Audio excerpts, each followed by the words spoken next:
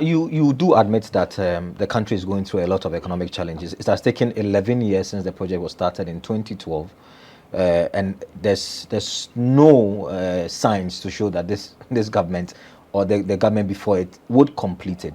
Wouldn't it be prudent to see the vision of this private developer before you begin to oppose the idea? Because you are thinking that because it's a private developer, obviously it's going to be sold at a high price, and the ordinary and average Ghanaian will not be able to afford it. But that's a guesswork that you are making without really sitting with the private developer to see whether indeed this is going to be affordable and be, if you like, a continuation of the policy by the government to make it affordable for the ordinary Ghanaian. Fantastic question. But to start with, let me say that we have so many people who have been sentenced into several prisons.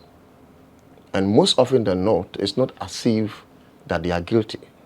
But because they couldn't handle their case well, even though they are innocent, based on the prima facie argument that were advanced in court, today they are fined behind bars. Okay. Now, what argument am I putting? Government may even have a case.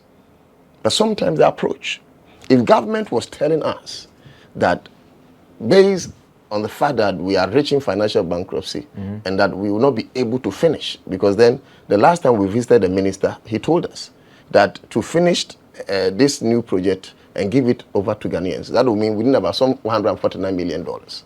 So if government, in addition to the 200 million that has already been sunk into it. Yeah, so that's why they want to begin a new one at Amasaman. And that brings me as a solution to the question that you're asking.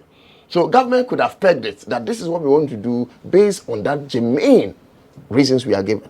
But not when you want to sell off this affordable housing unit and begin new one to your credit. Okay, so you think it's a political game?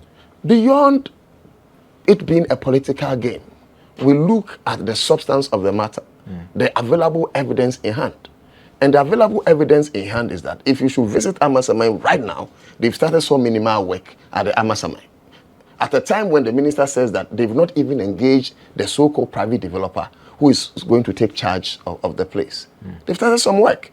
They tell us that they have not approved the funds that are supposed to be injected in the new work. So who approved the new funds that have, energized them to start that minimal work? So the point I am making is that government cannot tell me that they are selling off Saglemi because they are cash trap, and at the same time building a new project. Build a new project with some new resources. If government have any money, they should use that money to complete some few they can, so that when that is completed, they will sell it and make sure that the others are completed.